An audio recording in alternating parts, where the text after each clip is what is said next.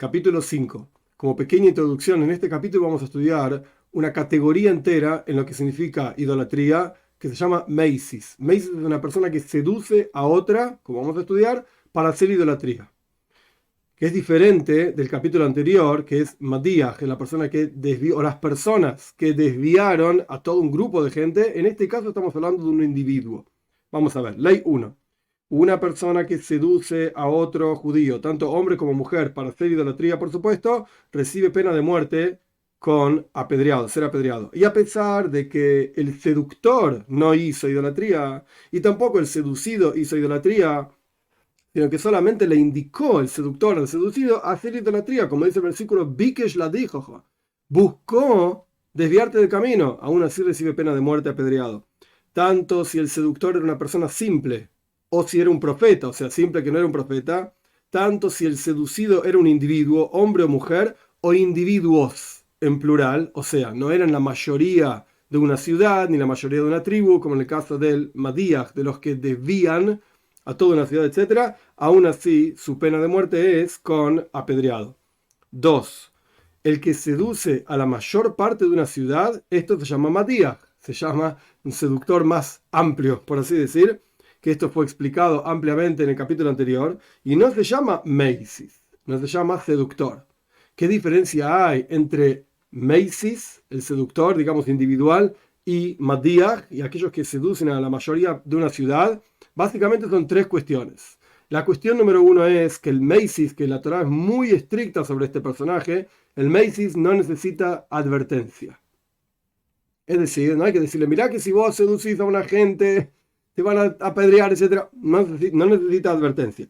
Por el otro lado, ni siquiera el meisis es tan estricta la cuestión que ni siquiera es necesario para castigarlo que la gente seducida haga idolatría, ¿no?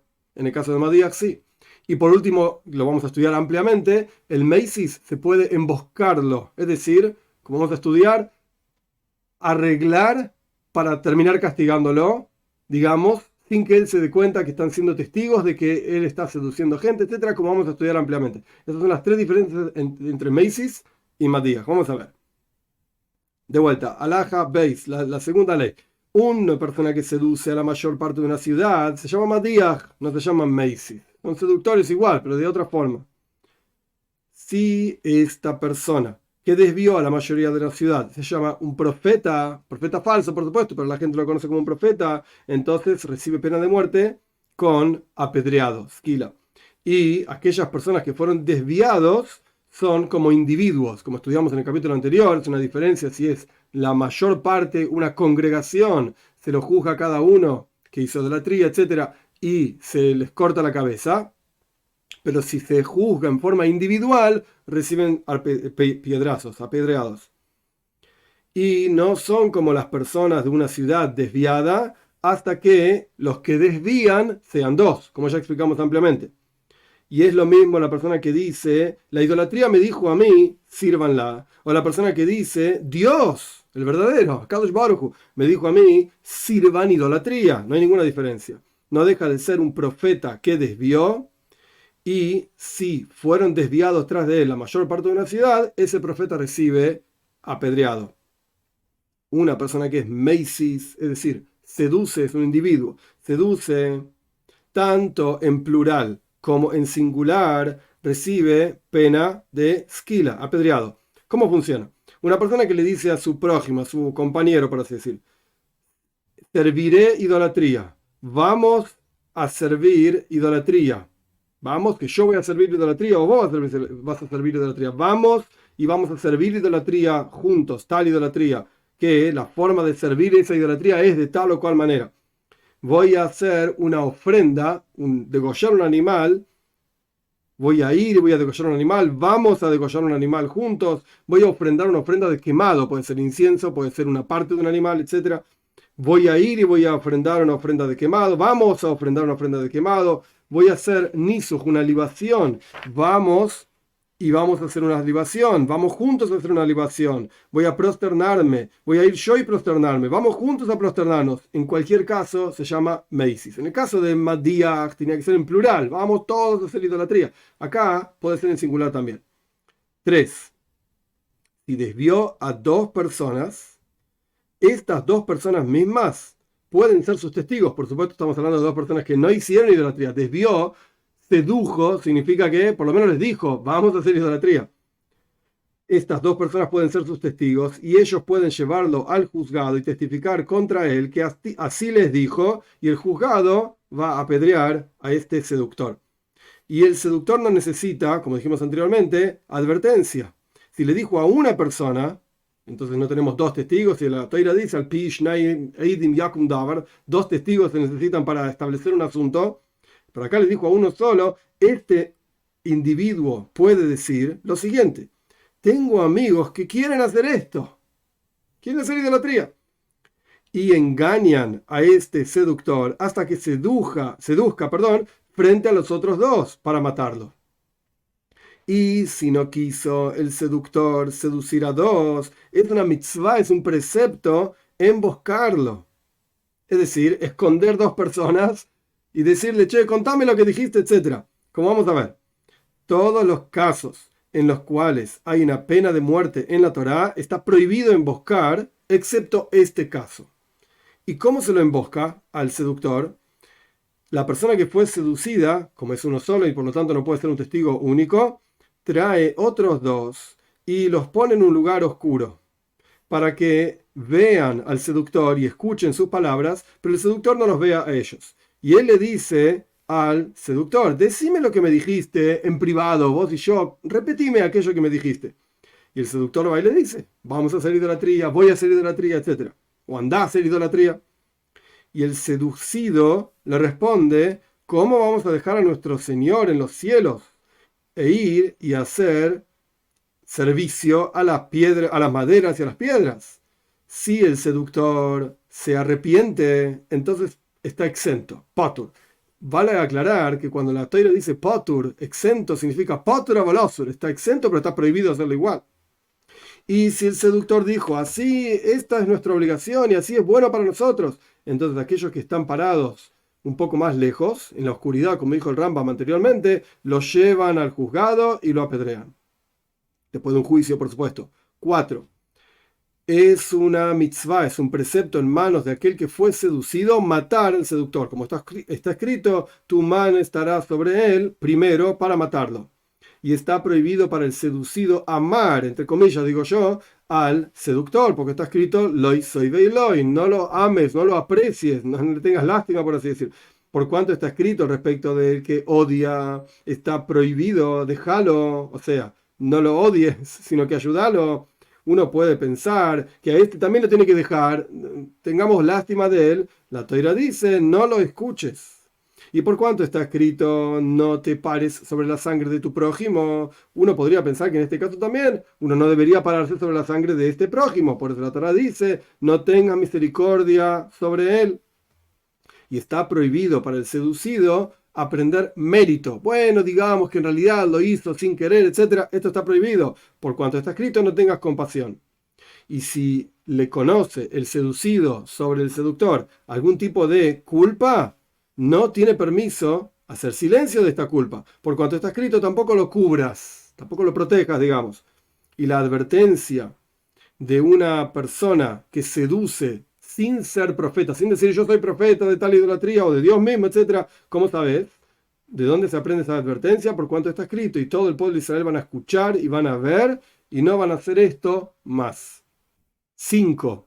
Una persona que seduce a otros para servirlo a él y les dijo, sírvanme, si efectivamente los sirvieron, recibe pena de muerte con skila, ser apedreado. Pero si no lo sirvieron, a pesar de que lo aceptaron como Dios y dijeron, sí, efectivamente sos Dios, pero no hicieron ningún servicio, no recibe pena de muerte con apedreado.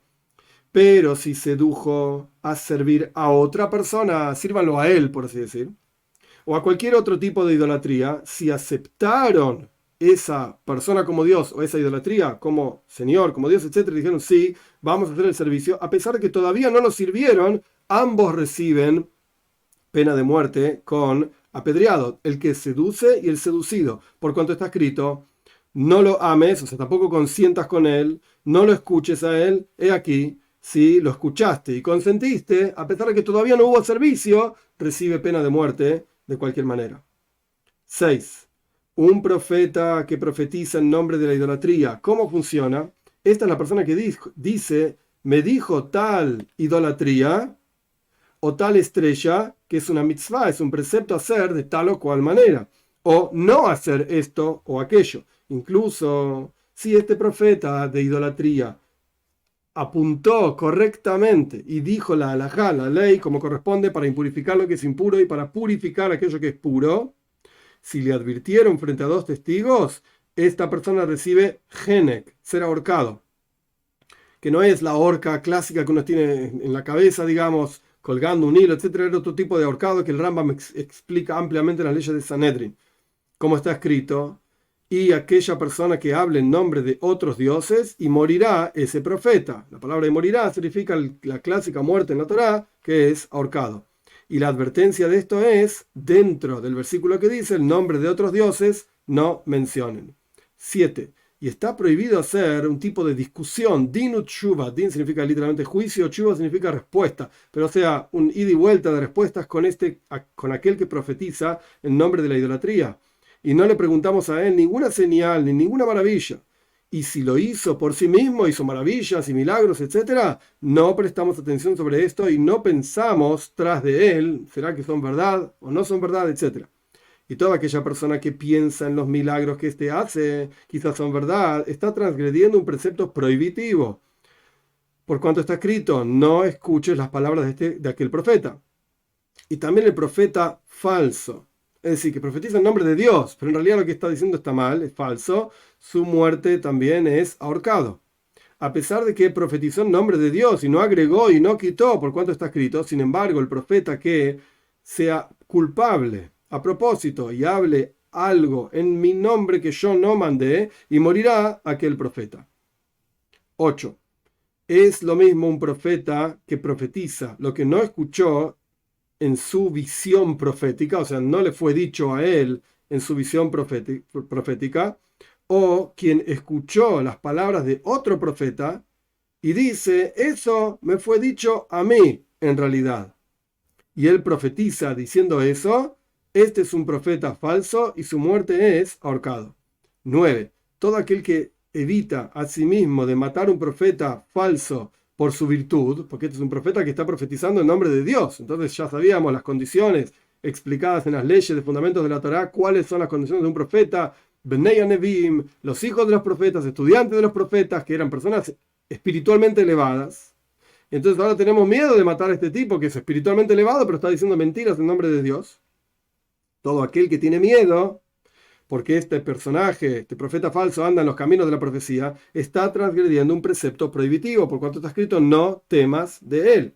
Y también el que evita aprender sobre este profeta, profeta falso estamos hablando, o el que tiene miedo de sus palabras, está dentro del precepto que dice, no temas de él. Y no se juzga a un profeta falso excepto en el juzgado de 71 ancianos. 10. Una persona que hace una promesa, un neider.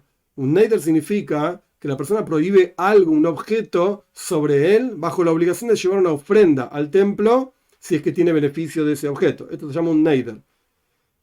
Esto está ampliamente explicado en otro lugar en el Rambam, Sefer Afla, en el libro de justamente promesas y cosas que uno se separa a sí mismo de esas cuestiones. Se prohíbe a sí mismo esas cuestiones. Una persona que hace un neider, una promesa en nombre de la idolatría, y una persona que jura en nombre de la idolatría, recibe latigazos. Por cuanto está escrito, en nombre de otros dioses no mencionen. Es lo mismo el que jura para sí mismo, yo juro hacer tal o cual cosa, o el que jura en nombre de la idolatría. O sea, para que, por ejemplo, un no judío que es idólatra, le crea, te juro por la idolatría tal, que es tu idolatría, tal o cual cosa. Es lo mismo y está mal de cualquier manera. Y está prohibido hacer jurar a un idólatra por su temor, entre comillas, o sea, por su idolatría. Bueno, vos jurame vos en nombre de tu idolatría, porque para vos es importante, está prohibido. Incluso mencionar el nombre de la idolatría sin ser en forma de juramento está prohibido. Por cuanto está escrito, no lo menciones en nombre de otros dioses, ni siquiera lo menciones, que no surja en tu boca. 11. Una persona no puede decirle a su prójimo, espérame al lado de tal idolatría o este tipo de cuestiones. Y toda idolatría que está escrita en los escritos santos, en la Toira, está permitido mencionar su nombre. Por ejemplo, Peor, Bel, Nevoy, Gad y este tipo de nombres que están en la Toira misma. Y está prohibido hacer que otros prometan y cumplan su promesa o juren en nombre de una idolatría. O sea, no es que uno mismo está haciéndolo, sino que otro está haciendo, está prohibido también. Y no recibe latigazos excepto aquel que promete en nombre de la idolatría y aquel que jura en nombre de la idolatría.